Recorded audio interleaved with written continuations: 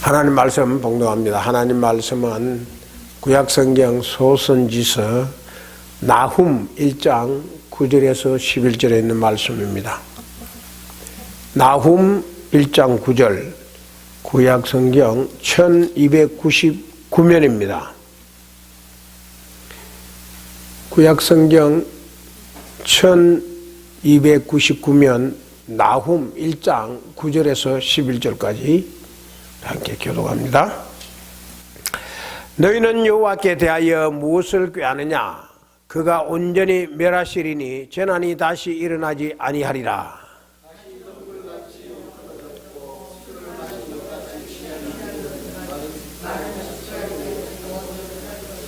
같이 읽겠습니다. 여호와께 악을 꾀하는 한 사람이 너희 중에서 나와서 사악한 것을 권하는도다. 거기까지. 오늘 저희들이 생각할 말씀은 여호와께 무엇을 꾀하겠느냐. 오늘 본문에 있는 말씀은 그대로입니다. 이게 뭐죠? 세계적으로 유명한 작품이죠. 이거는 로댕의 생각하는 사람입니다. 이건 뭐죠? 이건 카를로의 피노키오입니다. 이 둘이 공통점이 있는데요. 그게 뭐죠? 생각하는 사람은 로댕이 생각을 표현한 겁니다. 근데 카를로의 피노키오는 뭘 표현했죠? 생각을 표현하는 겁니다. 피노키오는 무슨 생각을 표현했냐면은 거짓 생각을, 거짓말을 표현하는 겁니다. 그래서 거짓말을 한번 할 때마다 코가 자꾸 커지는 거예요. 그래서 저 피노키오에게 코가 길게 된 것은 거짓말을 많이 했다고 말이죠. 이 둘 다 세계적으로 유명한 작품입니다. 인간의 생각을 표현해 놓은 거죠. 나훔 선지자는 오늘 본문에서 뭐라고 그러냐면은 이런 말을 합니다. 너희는 하나님께 대하여 무엇을 꾀하느냐? 여기 꾀하느냐? 이게 중요한데요. 꾀하느냐는 것은 생각하느냐 그 말입니다. 생각은 내가 이걸 어떻게 해결하지? 이걸 어떤 방법으로 하면 좋지? 이걸 어떻게 해야 멋있게 되겠지? 그걸 깊이 생각하는 것을 생각이라고 그래요. 그런데 꾀한다는 말은 조금 나쁜 방향으로 나쁘게 생각하는 것을 꾀한다는 말입니다. 그래서 나쁜 생각을 꾀한다 그렇게 생각. 핑크와 같이 어떻게 하면 거짓말을 해서 내가 사람들이 내 거짓말에 속아 넘어가면 그게 쾌감을 느끼는, 상대방은 고통을 당하는데 자기는 쾌감을 느끼는, 그걸 이야기하는 거죠. 나쁜 생각. 이 나쁜 생각을 꾀하는 거, 이걸 꾀한다, 꾀하냐. 이게 좀 풀어서 말하면 이런 겁니다. 아수르 너는 하나님께 대항하여 무슨 음모를 꾸미려고 그렇게 깊이 생각하느냐 하는 아수르를 향한 나훔 선지자의 질문입니다.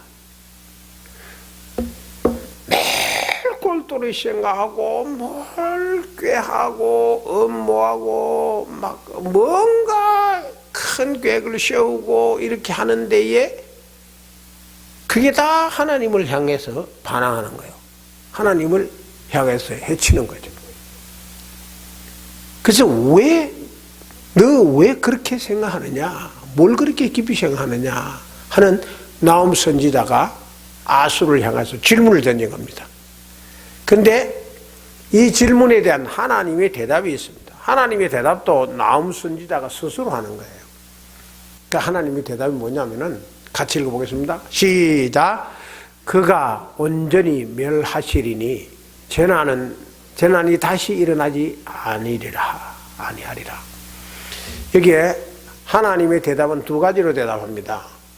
하나는 온전히 멸하리라. 그래? 네가 한번 생각해봐. 온전히 나는 완전히 너를 멸망시킬 거다. 그 다음에 두 번째 하나님 이야기는 너는 멸망하면 다시는 일어나지 못한다. 이 두 가지를 이야기합니다. 완전한 멸망과 다시는 회복되지 못한다. 하나님이 다시는 회복되지 못하고 이렇게 일어나지 못하고 만약에 그것을 다시 건축하고 다시 일어나는 데에 도움을 주는 사람에는 장자와 계자를 다 멸망하리라고 한 성경의 그 성인데 그게 여리고성입니다.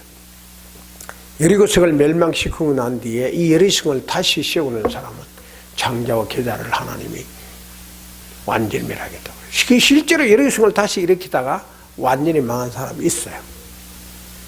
그런데 오늘 본문에 하나님을 대항해서 꾀하는 자, 뭔가 나쁜 생각을 자꾸 요리조리 돌리는 사람은 하나님이 그렇게 하겠다는 거예요. 그게 바로 아수르인데요. 아수르는 하나님을 대적하는 일을 항상 해왔습니다. 그리고 하나님을 대적할 때 그냥 대적하는 것이 아니고 아주 야비하게 조롱을 했어요. 그리고 조롱할 뿐만 아니라 사람의 이 심장을 뒤집어 놓도록 비웃었어요. 사람이 이게 조롱하고 비웃는 데에서는 엄청난 인격의 모독을 느끼거든요. 뿐만 아니라 업신여겼어요.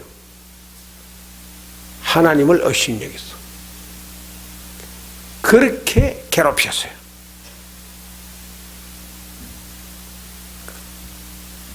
그 괴로움을 다 주기 위해서 꾀했다.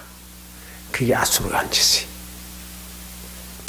이게 괴롭혔다는 것은 아수르가 모든 생각을 총동원해서 아침부터 저녁까지 해가 거듭할수록 어떻게 하면은 저 이스라엘 하나님을 골탕 먹이느냐, 저 이스라엘 하나님이 고통스럽게 만드느냐, 그게 모든 생각이었습니다. 아수르가. 그런데 하나님은 뭐냐면은 그래, 모든 생각 총동원해봐라.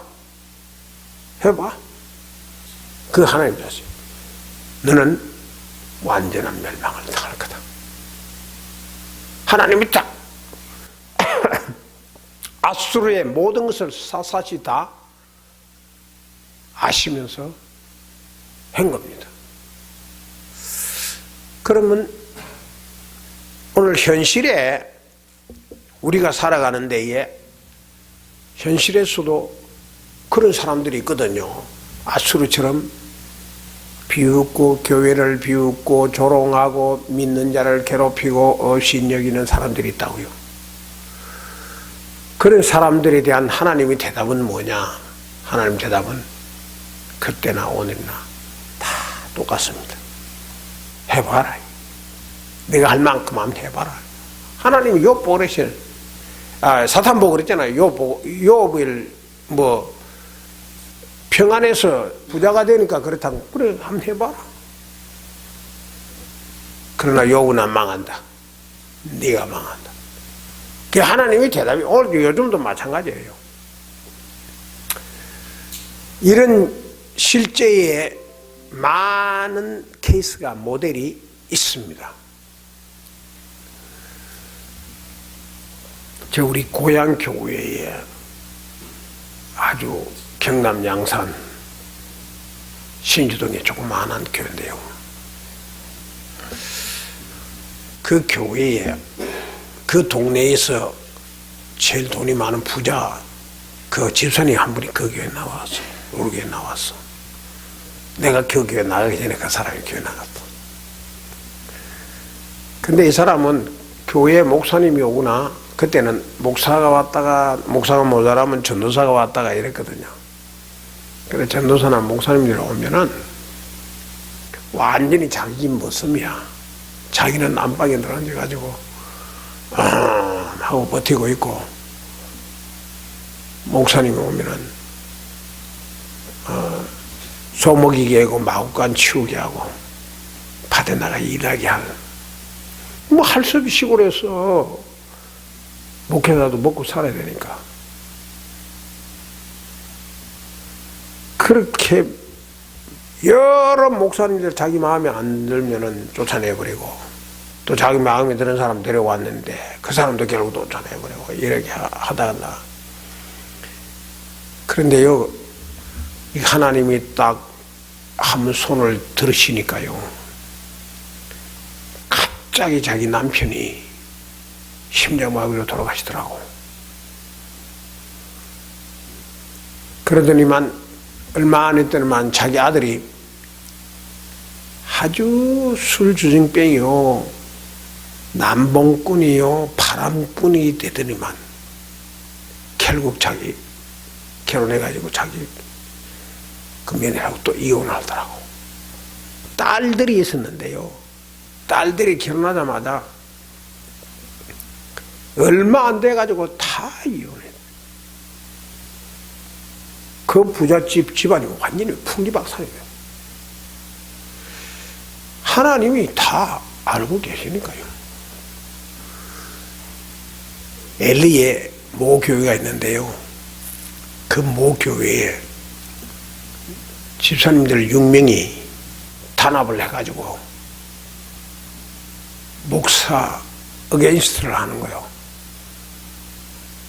주일마다 다른 날은 안 나와. 주일날마다 예배당 앞에 와가지고 피켓을 들고 왔다 갔다 하는 거죠. 피켓을 뭐라고 적어놨냐면 강도 목사, 사기꾼, 도둑놈, 이 피켓을 들고 왔다 갔다 하는 거예요. 그래도 교인들이 별로 동료도 안 하고 목사님도 막 그냥 가만 내버려 두니까 마지막에는 어떻게 하냐면 주일날 강단에서 설교하는 목사님 위에 강단을 뛰어 올라가더니만 목사님이 보이던 가운을 다 찢어버리고 목사님 맥살 쥐고 얼굴에 침 뱉고 난리치더만. 근데요 그 그 집사들 중에 3명은 저들이 잘 되던 사업이 갑자기 망하는 거예요. 부도가 나고. 그러더니 다른 3명은 몇 개월 후에 다 급성암으로 다 죽더라고. 하나님 다 보고 계신 거지 뭐. 광주의 모교회 장로님 한 분이 노예 성찬식을 하기 위해서 노예 운동을 못 넣어요. 수백 명이 오잖아요. 성찬대를 다 이렇게 쌓아놨는데 자기 성질 난다고 그 성찬대를 갖다가 들어와 버렸어. 그 다음날 죽었어. 저는 목회하면서 전국적으로 세계 곳곳에서 일어나는 교회를 어렵히는, 교회를 고통을 주는 많은 사람들의 모습을 보았는데 잘 되는 사람 한 사람도 못 봤어. 뿐만 아니라 불신자들, 유달리 교회를 핍박하는 불신자가 있어요. 그 불신자들이 얼마나 자기가 무슨 교회를 핍박해서 사명을 띈 것처럼 사탄의 짓이죠 뭐. 그러더니만 결국 다 무너지더라고. 역사 속에 그런 건 허다하지 않았습니까? 하나님은 다 보시고 계시는 거예요. 하나님은 다 아십니다. 모르는 것 같아도 다 아시고 안 보시는 것 같아도 다 보신다고요. 정신 차려야 되는 거죠. 지금 나훔 시대에 아수르가 하나님을 대항하면서 하나님의 백성 이스라엘을 괴롭히는 거죠. 하지만 그런 자들이 아무리 나타나도 우리는 염려할 것 없습니다. 같이 한번 쭉 읽어보겠습니다. 시작. 누가 우리를 그리스도의 사랑에서 끊으리요? 환난이나 공고나 박해나 기근이나 적신이나 위험이나 칼이라. 기록된 바 우리가 종일 주를 위하여 죽임을 당하게 되며 도살당할 양같이 여김을 받았나이다 함과 같으니라. 그러나 이 모든 일에 우리를 사랑하신 이는 말미암아 우리가 넉넉히 이기느니라. 여기서 중요하게 우리가 이게 생각을 해야 할 말씀은 어떤 말씀이냐면요, 모든 일에 우리를 사랑하신 이로 말미암아 우리가 넉넉히 이긴다는 겁니다. 성도들이 이긴다고 말이죠. 성도는 지는 자가 아니고 이기는 자다, 그걸 보여주는 거죠. 그러니까 우리가 받은 축복은 완전히 망하는 자 같지만 일어나고 죽는 자 같지만 살고 핍박을 당해서 무너지는 것 같지만은 다시 일어나는 것이 성도들에게 하는 것이요. 그걸 사도 바울은 로마 교인들에게 이렇게 8장에서 이렇게 기록하고 있는 거죠. 그런데 아수르를 그 정도만 하고 하나님이 내버려 둔 게 아니에요. 또 아수르에 대한 말씀이 또 있어요. 오늘 본문에 보면은. 자, 10절에 있습니다. 같이 읽겠습니다. 시작. 가시덤불같이 엉클어졌고 술을 마신 것 같이 취한 그들은 마른 지푸라기 같이 모두 탈 것이거늘. 자, 여기에 아수르를 향한 하나님의 제2탄 형벌이 갈리는데 그게 뭐냐면요, 가시덤불같이 엉클어졌고 가시덤불처럼 엉클어진다. 여러분, 가시를 이렇게 낫으로 모아 보셨어요? 가시를 잘라서 나무로 이렇게 해본 적 있어요? 전 그런 걸 시골에 있을 때만 해봤습니다. 가시는요, 가만히 있는 것보다 함께 묶을 때에 엉클어지면은 더 가시가 세요. 더 풀려지지 않고 더 힘들어요. 그래서 불로 떼어버리는 거죠. 그 방법밖에 없어요. 가시가 엉클어지면요, 풀려지도 않고 이건 어떤 방법이 없어요. 그냥 불리를 태워버려야 돼요. 그게 하나예요. 아수르가 이렇게 된다는 거죠. 또 하나는 술을 마신 것 같이 취한다. 술 취한 것처럼 악에 취한다는 거예요. 술이 취하면 사람이 제정신이 아니에요.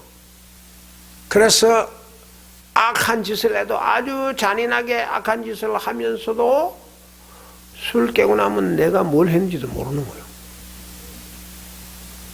아수르가 이렇게 술 취한 것처럼 악에 취해서 악한 짓을 한다는 거죠. 그래서 결국 어떻게 된대요? 결국은 마른 지푸라기 같이 모두 다 탈 것이다. 지푸라기처럼 다 타버릴 거다. 타버리는데 뭐 다시 일어설 수가 있습니까? 죄가 돼버린데 다시 회복이 되겠습니까? 방법이 없잖아요. 더군다나 하나님이 그를 그렇게 멸망시켜 놓고 이렇게 세우기 위한 하나님의 어떤 사랑의 섭리가 있는 것이 아니고, 이거는 완전히 하나님을 끝없이 대항했기 때문에 완전히 없애버리려고 작정한 하나님의 계획이거든요. 그러니까 아수르가 다 타버린다. 그런데 오늘 본문에서 하나님이 또 보여주는 아주 기이한 것이 하나 있는데요. 그게 뭐냐면은 악한 일에는 꼭 대표자가 있다는 거예요. 자, 11절 오늘 마지막 절 나옵니다. 시작. 여호와께 악을 꾀하는 한 사람이 너희 중에 나와서 사악한 것을 권하는도다. 악을 꾀하는 한 사람이 나온다는 거죠. 그 한 사람이 나와가지고 사악을 구면한다는 거죠.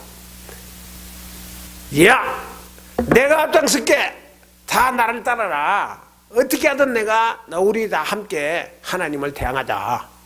어떻게 하든 이스라엘 백성들을 잡아가두고 저들을 멸망시키고 저들을 죽이자. 자, 우리 같이 하자고 선동하는 대표자가 꼭 나온다는 거예요.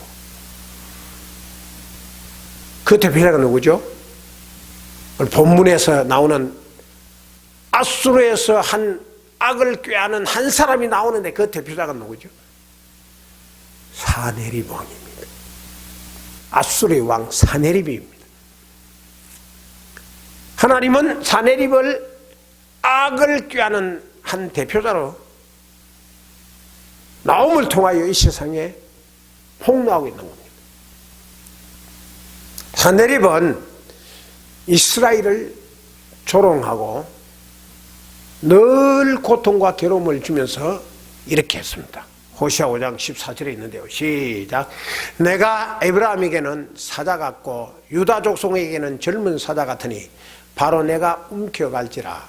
내가 탈취하여 갈지라도 건져낼 자가 없으리라. 이스라엘을 보고 조롱하는 거예요. 사네립이 한 말이에요.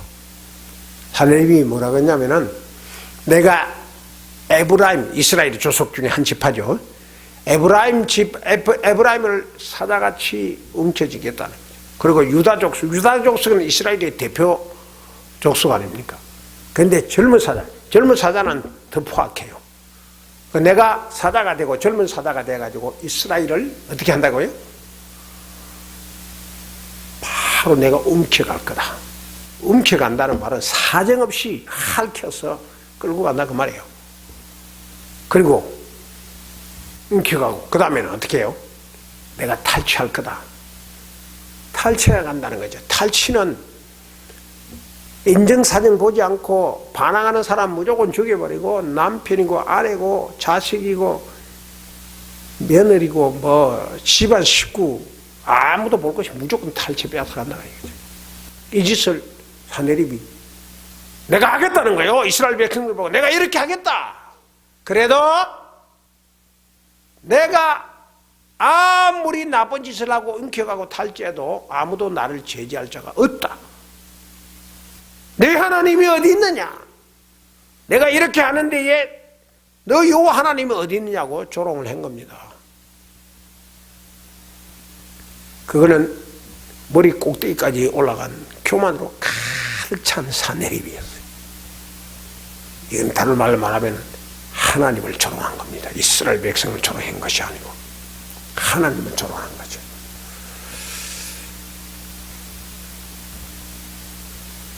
사네립은 그렇게 강하게 이스라엘 백성들을 조롱하다 보니까 이스라엘 백성들이 너무 자기 눈에 아주 물처럼 생각되는 거죠. 반죽같이 생각이 되는 거죠. 아주 얕보이는 거죠. 그래서 이스라엘에게 뭐라고 그랬냐면은 예루살렘에 있는 금과 은 보물을 세금으로 바치라, 조공으로 바치라 그랬어요. 안 바치면 다 죽인다 그랬어. 이때 왕이 누구냐면 히스기야 왕이었어. 그 히스기야는 백성을 살리려고 예루살렘에 하나님께 드리는 모든 금은 보물을 조공으로 다 바쳐. 그러면은 산헤립이 살려줄 줄 알았어. 그런데 산헤립은 이스라엘을 얕보고 살려주는 것이 아니라 살려주는 채 하면서 도와주는 채 하면서 침략을 하는 거죠. 이스라엘을 속인 거죠. 도와주는 채 하면서. 그러면서 어떻게 했느냐?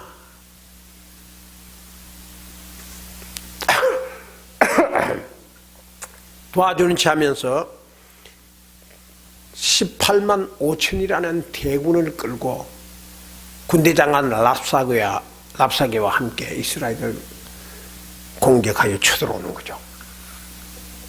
그때 이스라엘은 너무 많은 고통 속에 떨고 있었어요. 벌벌 떨고 있었어요. 저 사내림이 말이요, 18만 5천의 군대를 끌고 오는 데에 세계를 다 점령하다시피 날뛰고 있는 저들이 어떻게 이스라엘이 덤빕니까? 그러니까 히스기야 왕이 내가 너희들을 이렇게 하겠다는 18만 5천의 군대를 끌고 온다는 소문을 듣고 히스기야가 하나님 앞에 나아가 목 놓아 기도를 한 겁니다. 자, 그렇게 쳐들어갈 때에 그 일어났던 그 현상을 이사야 37장 36절에서 38절까지 되어 있습니다. 자, 같이 한번 읽어보십시오. 어떻게 해야 시작. 여호와의 사자가 나가서 아수르 진영에서 18만 5천인을 쳤으므로 아침에 일찍이 일어나 본적 시체뿐이라. 이에 아수르의 사네리 왕이 떠나 돌아가서 니느웨에 거주하더니 그의 아들 아드라멜렉과 사라셀이 그를 칼로 죽이고 아라라 땅으로 도망하였으므로 그의 아들 에살하돗이 이어 왕이 되니라. 이게 결과입니다. 사네립의 결과. 18만 5천 명을 거느리고 이스라엘 속에서 살려준다고 살려주는 체하고 올라와서 이스라엘을 완전히 그냥 쓸어버리려고 작정을 하고 올라왔는데, 그때 18만 5천 명 군사가 이 군사를 도저히 감당할 길이 없는 거죠. 히스기야는 하나님 앞에 목 놓아 기도했는데, 그때 하나님이 어떻게 했어요? 여호와의 사자를 보내서 하나님이 쳤으므로 하나님이 쳤어요. 하나님이 치면 정말 아무것도 남는 게 없습니다. 하나님이 치니까 결과가 어떻게 됐죠?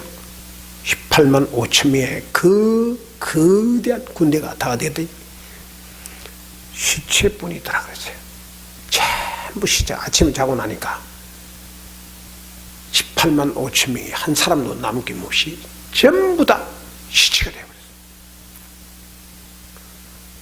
그러니까 사네립이 살아서 야 나도 죽겠구나 하면서 도망가기 시작합니다. 18만 5천 명이 다 죽었는데 뭐 납사기까지. 그래서 니느웨로 도망을 갑니다. 왜 니느웨로 도망갔냐면 니느웨가 그 당시에 아수르의 수도였거든요. 그런데 니느웨에 도망가니까 그게 아들들이 있었거든요 또. 그러니까 아들들이 참 자기를 잘 보호해주고 온 아버지를 지켜줄 줄 보호해줄 줄 알았는데 어떻게 했습니까? 그의 아들 아드람멜렉과 사라셀이 그를 칼로 죽이고 사네립은 마지막에 아들에게 자기의 수도 왕궁에서 아들에게 살해를 당합니다. 이게 하나님이 치시는 결과입니다. 하나님이 치시면 살아날 방법이 없지 않습니까? 하나님을 대항하여 꾀하는 자, 오늘 나옴이 말하는 사람은 이 사내립 보고 하는 말이에요. 꾀하는 자는 하나님이 철저히 다스린다는 거예요. 우물우물 안 넘어간다는 거지. 너 혼자 아무도 없는 깊은 방 속에서 다 속이면서 해도 하나님은 다 알고 자기가 저지른 죄만큼 철저하게 하나님 다스린다.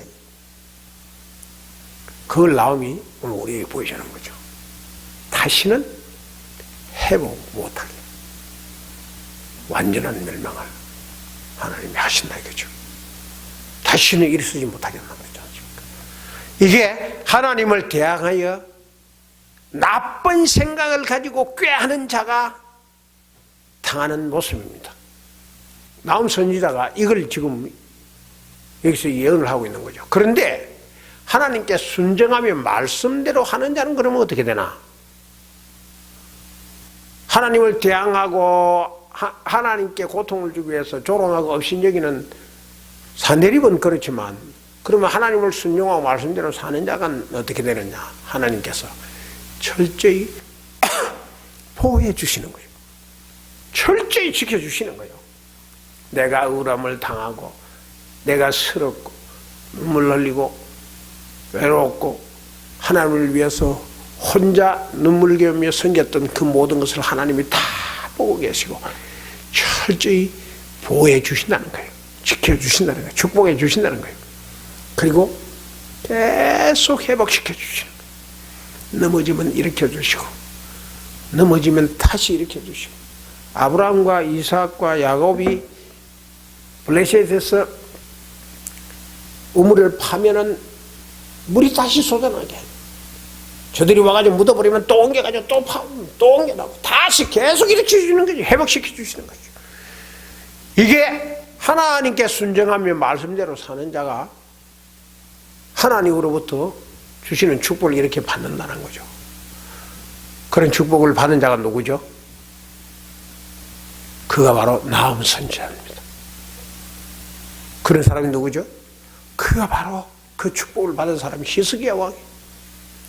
히스기야 왕이 너무 서러웠고 너무 억울해서 하나님 앞에 기도했을 때 하나님이 그 모든 것을 다 갚아주시죠.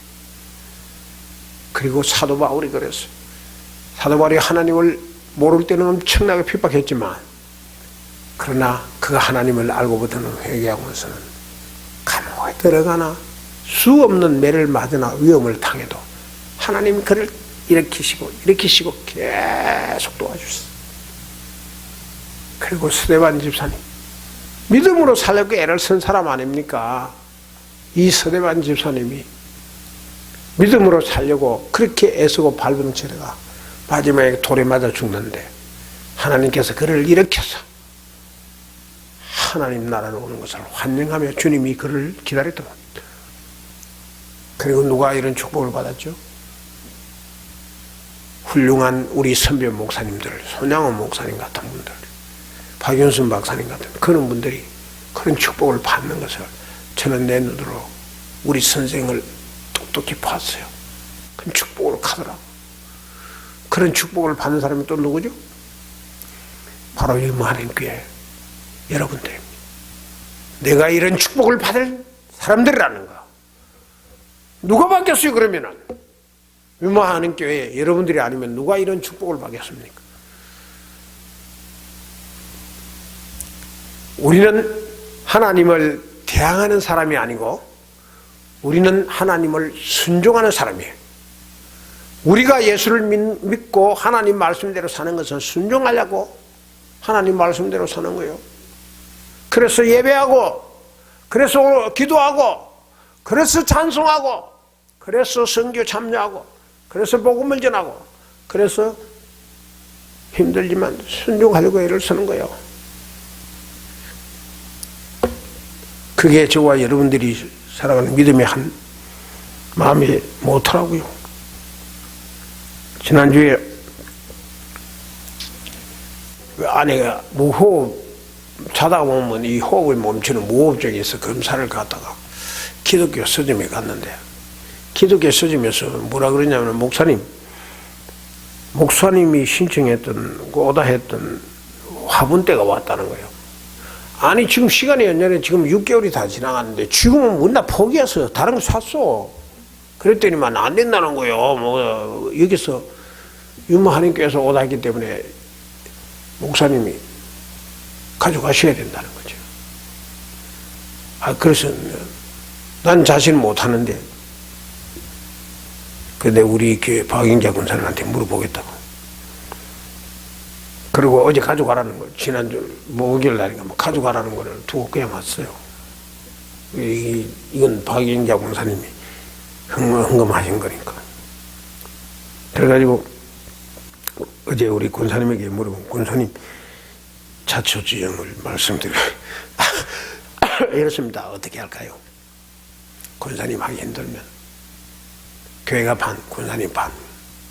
그래도 하십시다. 뭐 우리가 신청이 왔다 그러니 어떻게 하겠어?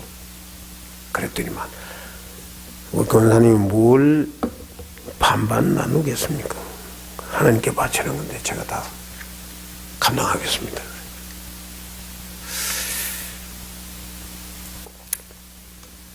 하나님께 바치는 건데 본인이 다 감당하겠다니까. 아주 흔쾌히 허락을 했어요. 그래서 목사님 가져오십시오. 그 다음 주에 가면은 가려고 그럽니다. 이런 일에 이것이 바로 하나님께 순종하기 위해서 믿음으로 살고 싶은 마음이죠. 제가 시를 할 줄 알면서 그 시를 한 말을 해야 하는 것이 목자거든요. 그래서 때로는 제가 싫어하는 말을, 듣기 싫은 말을 했습니다. 하지만 잘 순종해 주셨고 여러분들이 잘 따라와 주셨습니다. 안 그런 분도 있지만 이왕 순종할 건 흔쾌히 하는 게 좋죠. 그게 하나님을 기쁘시게 하는 겁니다. 그게 나움 선지자의 말씀대로 하나님을 즐겁게 하는 거예요. 그 하나님을 순종하기 위한 우리의 삶이지 않습니까? 2019년 해가 바뀌었습니다. 해가 바뀌는데 365일 1년 12개월이 지나갔는데 바뀌었지 않습니까? 해가 18년이 19년이 됐지 않습니까? 그러면 나도 뭔가 바꿔줘야 되지 않겠습니까? 세월은 바뀌는데 나는 바뀌는 것이 아무것도 없다. 문제가 있는 거 아닙니까? 나는 무엇이 바뀌어야 하는가? 만약에요, 좋은 방향으로 안 바뀌고 나쁜 방향으로 바뀌고 그게 하나님이 기뻐하시는 방향으로 순종으로 안 바뀌고 불순종으로 바뀐다면은 그걸 보고 잘합니다. 그냥 그대로 하십시오. 그게 좋습니다. 가만 내버려 두면은 사꾼 목자가 되는 거지. 안 그렇습니까? 전 그런 목자가 되기 싫거든요. 나는 무엇이 바뀌어야 하는가? 해가 바뀌었는데 여러분 뭔가 좋은 방향으로 바뀌어야 됩니다. 나도 하나님을 생각하는 방향으로 바뀌어야 돼. 막 크게 뭔 천지개벽이 이런 듯이 뭐 혁명이 일으킨 듯이 그렇게 바뀔 필요도 없습니다. 뭔가 좋은 방향으로 한 가지라도 바뀌어야 되는 겁니다. 해가 바뀌었는데 오늘의 나움이 되셔야 되는 겁니다. 오늘의 나움이 되셔가지고 그 원수 사내립이 물고 늘어지는 그 모든 어려움들을 다 극복하고 나움이 축복을 다 받았지 않습니까? 하나님 보호를 받았지 않습니까? 우리가 오늘의 나움이 되면은 우리도 그런 풍성한 축복을 다 누릴 수 있는 하나님의 백성이라고요. 이 축복을 다 누리시고 풍성한 2019년 우리 유만한 교회 여러분 되시기를 주님의 이름으로 축원합니다. 기도하겠습니다.